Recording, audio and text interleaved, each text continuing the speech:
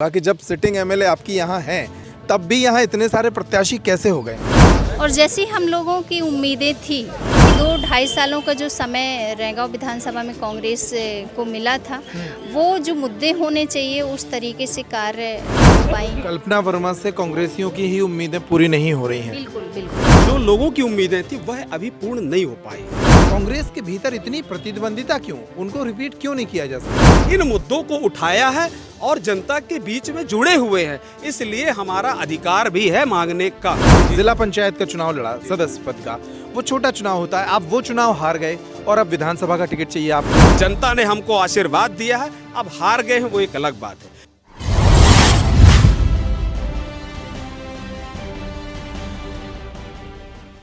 नमस्कार, peptic time Madhya Pradesh से समाचार में आपका स्वागत है। मैं हूं अंकुर यादव। हमारा चुनावी कवरेज अभियान मध्य प्रदेश के सतना ज़िले में है और सतना ज़िले की एक आरक्षित सीट है रैगांव, जहां पर इस वक्त हम मौजूद हैं। हमारे खास सेगमेंट बागडोर के अंतर्गत हम रैगांव विधानसभा क्षेत्र की कांग्रेस की एक दावेदार हैं प्रभा जीतू बागरी, उनसे बात कर रहे हैं। रैगांव एक ऐसी विधानसभा है जो लंबे समय तक भारतीय जनता पार्टी की विधानसभा मानी जाती रही, भाजपा का गढ़ रही। 30 वर्षों तक यहाँ भाजपा के राज के बाद 2022 में हुए उपचुनावों में यहाँ कांग्रेस की कल्पना वर्मा चुनाव जीती थी और तब इस अभेद किले को कांग्रेस ने भेदा था। इस बार कांग्रेस में कल्पना वर्मा सिटिंग एमएलए हैं, फिर भी उनके अलावा और भी दावेदार हैं जो टिकट के लिए दावेदारी कर रहे हैं और उन्हीं में से एक हैं प्रभा जीतू बागरी जी। दोनों पति पत्नी हैं और दोनों हमारे साथ हैं। उनसे बात करके उनके विजन को जानने की कोशिश करेंगे। मैडम, बहुत स्वागत है आपका। जी जी, थैंक यू सर। पहले तो मैं ये जानना चाहूँगा कि जब सिटिंग एमएलए आपकी यहाँ हैं कल्पना वर्मा, अभी 1 साल पहले ही चुनाव जीती हैं, तब भी यहाँ इतने सारे प्रत्याशी कैसे हो गए? सर, यहाँ पर रैगांव विधानसभा में हम लोगों ने काफ़ी समय के बाद कांग्रेस की झोली में हमारी एक सीट आई थी रैगांव विधानसभा, जो कि बहुत पिछड़ी हुई विधानसभा सीट है ये। और आज 20 से 25 वर्षों के बाद रैगांव विधानसभा में कांग्रेस की सीट हम लोगों के पास आई और जैसी हम लोगों की उम्मीदें थी कि जो भी कांग्रेस का लीडर रहेगा, चूँकि सभी लोग प्रतिद्वंदी पिछले विधानसभा से भी थे और 10-12 लोग टिकट भी मांग रहे थे, तो उनमें से मैं भी थी। और मेरा विज़न था कि मैं अपने रैगांव विधानसभा में शिक्षा को लेकर के और चिकित्सा को लेकर के और जो मूलभूत आवश्यकताएं हैं, यहाँ की जो समस्याएं हैं, उनका निराकरण होगा। तो मेरा मानना है कि 2-2.5 सालों का जो समय रैगांव विधानसभा में कांग्रेस को मिला था, वो जो मुद्दे होने चाहिए उस तरीके से कार्य हम लोगों से थोड़ा सा हट कर के हैं। वो जो हमारी उम्मीदें थी वो पूरी नहीं हो पाई। कल्पना वर्मा से कांग्रेसियों की ही उम्मीदें पूरी नहीं हो रही हैं। बिल्कुल बिल्कुल। नहीं, ऐसा नहीं। कल्पना जी से निश्चित तौर पे मैं आपको बताऊं कि कल्पना जी को चूंकि रैगांव विधानसभा क्षेत्र में 2 वर्ष का समय मिला है, इसलिए रैगांव विधानसभा क्षेत्र की जो लोगों की उम्मीदें थी वह अभी पूर्ण नहीं हो पाई है। उसका कारण ये है चूँकि यहाँ पर भाजपा की सरकार है, भाजपा उनके कार्यों को रोकती है निश्चित तौर पे, और इसलिए रैगांव विधानसभा क्षेत्र में पुनः अभी आगामी जो 2023 में चुनाव होने वाले हैं उसमें मध्य प्रदेश में रैगांव विधानसभा चूँकि बहुत पिछड़ी हुई विधानसभा, भाई साहब मैं आपको पहले शुरुआत से आपको ले चलता हूँ कि मध्य प्रदेश की सबसे पिछड़ी हुई विधानसभा यदि है तो रैगांव विधानसभा क्षेत्र, जहाँ पर ना एक भी कॉलेज थे, ना एक भी तहसील थी। इसके पहले की बातें कर रहा हूँ। और यहाँ भाजपा के विधायक 15 से 20 सालों से यहाँ लगातार चुनाव जीते हैं। मेरा तो उनसे सवाल है कि वो मेरे को बताएं और यहाँ की जनता को बताएं कि आज तक उनसे सवाल पर आते हैं, भाजपा से भी सवाल करेंगे। आपकी विधायक यहाँ हैं, मैं आपको वो क्या कर रही हैं, उनकी क्या उपलब्धियां हैं? आपको ले चल रहा हूँ, निश्चित तौर पे ले चलूँगा। 2.5 वर्ष का उन्हें समय मिला है और उन्होंने अपने रैगांव विधानसभा क्षेत्र के लिए विधानसभा में लगातार क्वेश्चन उठाए हैं, चाहे वो कॉलेज के मुद्दे हो, चाहे वो तहसील के मुद्दे हो, सभी मुद्दों को उन्होंने उठाया है। चूँकि समय कम मिला है, इसके कारण वह जो क्षेत्र की अपेक्षाएं थी वह पूर्ण नहीं हो पाई है। आने वाले 2023 में जिसको भी पार्टी टिकट देगी, हम सब लोग एक साथ होकर के और रैगांव विधानसभा क्षेत्र में कांग्रेस का विधायक बनाएंगे। आप खुद कह रहे हैं कि उनको समय कम मिला है, जब उनको समय कम मिला है और पिछली बार वो जनता की उम्मीदों पर खरी उतरी हैं और इस सीट पे जहां भाजपा का कब्जा था, गढ़ था, उन्होंने ये सीट जीती थी, तो इस बार कांग्रेस के भीतर इतनी प्रतिद्वंदिता क्यों? उनको रिपीट क्यों नहीं किया जा सकता? अब ये पार्टी तय करेगी निश्चित तौर पे कि वो रिपीट होंगी कि कौन रिपीट होगा। ये हमारा मध्य प्रदेश कांग्रेस पार्टी का संगठन तय करेगा कि टिकट किसको मिलेगी। टिकट मांगना सबका अधिकार है, उस अधिकार में हम सब लोग रैगांव विधानसभा से टिकट मांग रहे हैं।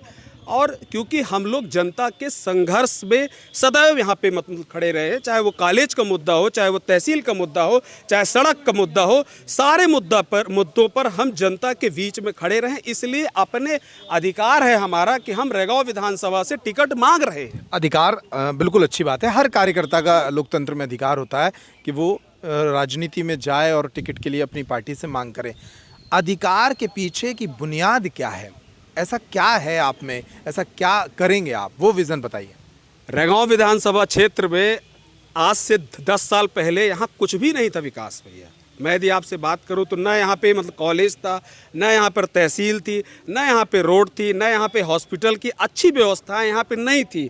हम लोगों ने आज 10 से 15 साल के बीच में रैगांव विधानसभा क्षेत्र में इन मुद्दों को उठाया है और जनता के बीच में जुड़े हुए हैं। इसलिए हमारा अधिकार भी है मांगने का।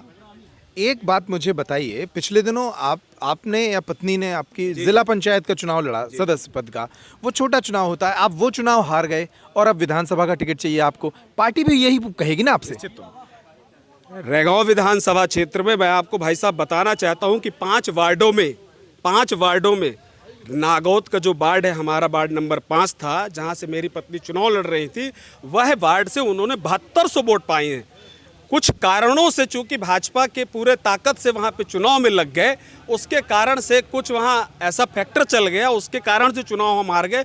बाकी हमारी पूरी तैयारी थी, चुनाव जीतने की तैयारी थी, किन्हीं कारणों से हम हार गए हैं। बाकी हमने चुनाव में अच्छी फाइट दी है, अच्छे से चुनाव लड़ा है, जनता ने हमको आशीर्वाद दिया है। अब हार गए हैं वो एक अलग बात है, लेकिन हम चूंकि रैगांव विधानसभा क्षेत्र के सतत संपर्क में हैं, लोगों के संपर्क में हैं, क्षेत्र के मुद्दों को उठाते हैं। अभी हमने तहसील का मुद्दा था, कॉलेज का मुद्दा था। अभी मैं आपको बताऊं कि रैगांव विधानसभा में गौशाला जो हमारी सरकार ने बना के दिया था रैगांव पर, अभी 5 गौशालाओं को भाजपा ने उद्घाटन तक नहीं करवा पाई है। मैं आपको बता रहा हूँ, रैगांव मेरे साथ आप अभी चलिए, मैं अभी उस मुद्दे को मतलब उठाया था और अभी मैं कमलनाथ जी से मिल के भी आया हूँ और मैं कमलनाथ जी को अवगत भी कराया हूँ कि रैगांव विधानसभा में 5 गौशालाएँ जो आपने पैसा दिया था, फंड दिया था, रिलीज़ किया था, बन के तैयार हैं, लेकिन आज तक वह चालू नहीं हो पाई है। मेरा तो भाजपा से सवाल, इसलिए इन सब मुद्दों को लेकर के हम लोग ये चाहते हैं कि कांग्रेस पार्टी को रैगांव में एक बार मौका मिलना चाहिए। अच्छा, जिस तरीके से ये सीट है, ये थोड़ा सा महिला प्रभुत्व वाली सीट मुझे लग रही है। कल्पना वर्मा आपकी विधायक हैं, वो भी महिला से वर्ग से आती हैं, और प्रतिमा बागरी जिन्हें उन्होंने चुनाव हराया था, वो महिला हैं। आप भी महिलाओं की नुमाइंदगी ही इस इलाके से कर रही हैं। महिलाओं को लेकर शिवराज सिंह चौहान ने एक योजना अभी चालू की थी जिसका नाम लाडली बहना था। 1-1 हज़ार वो महिलाओं को दे रहे हैं। बड़े पैमाने पर ये कहा जा रहा है कि भाजपा इससे बड़ा डैमेज कंट्रोल कर रही है। जो सत्ता विरोधी लहर की बात कही जा रही थी वो इससे मिट रही है।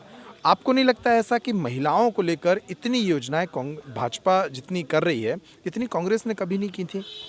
देखिए, कांग्रेस ने, मेरा मानना है कि वो लुभावने सपने नहीं दिखाती, जो करती है वो करके काम दिखाती है। तो चूंकि ये योजना लाना ही था आदरणीय शिवराज सिंह चौहान जी को, तो पहले भी तो लाई जा सकती थी।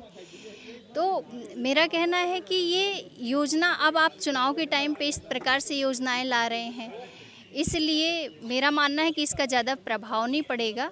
और हर महिला आज सशक्त है, हर महिला जानती है कि ये सिर्फ चुनावी खेल है। एक सवाल आपसे पूछता हूँ, थोड़ा जल्दी आंसर देना है आपको।